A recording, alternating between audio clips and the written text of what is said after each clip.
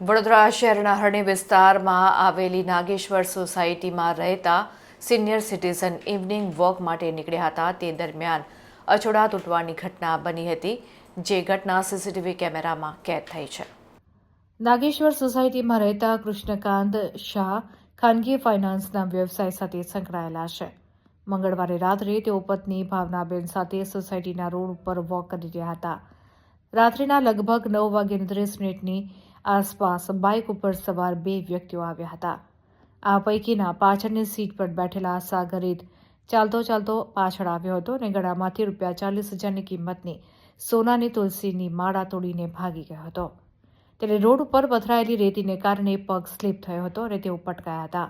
Senior citizens તરફથી આપવામાં આવેલા વર્ણનના આધારે કુંભારવાડા પોલીસે તપાસ શરૂ કરી છે.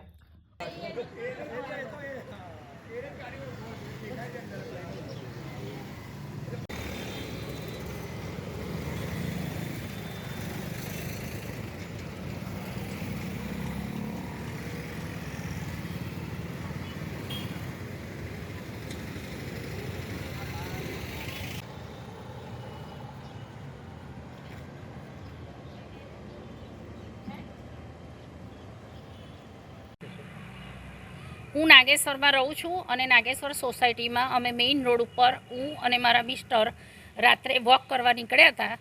તે વખતે પાછળથી બાઇકવાળા આવીને 2 જણા આવ્યા. એમાં એક જણ બાઇક પરથી ઉતર્યો અને ફટ દઈને કંઠી ખેંચી અને બીજા હાથે જતો રહ્યો.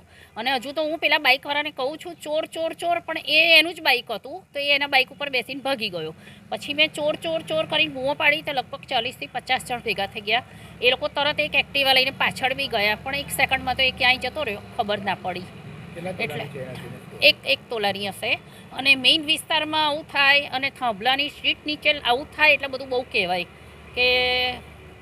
કહેવાય કે આવું લાઇટ નીચે આટલું બધું થઈ શકે.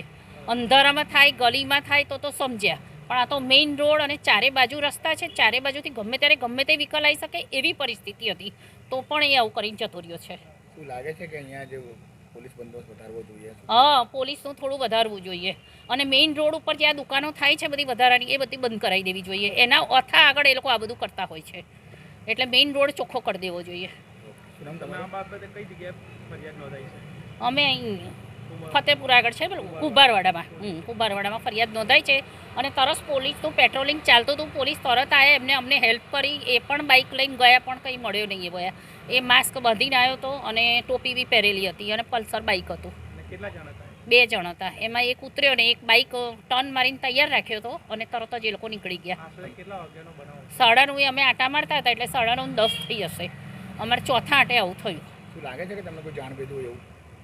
હવે એ કદાચ જતા આવતા જોતો હોય એવું બને આપણને, કારણ કે આપણે અહીં રોડેથી આમ જઈએ અને પણ મેઇન રોડ છે, અમે ગલીમાં પણ નહોતા ચાલતા. શું નામ તમારું? ભાવનાબેન શાહ, નાગેશ્વરમાં રહીએ છીએ. અને મેઇન રોડ પર થયું એટલે હવે એવું લાગે છે કે પોલીસનું પેટ્રોલિંગ રાત્રે 9 વાગ્યા પછી વધારી દેવું જોઈએ. કૃષ્ણકાંત શાહ.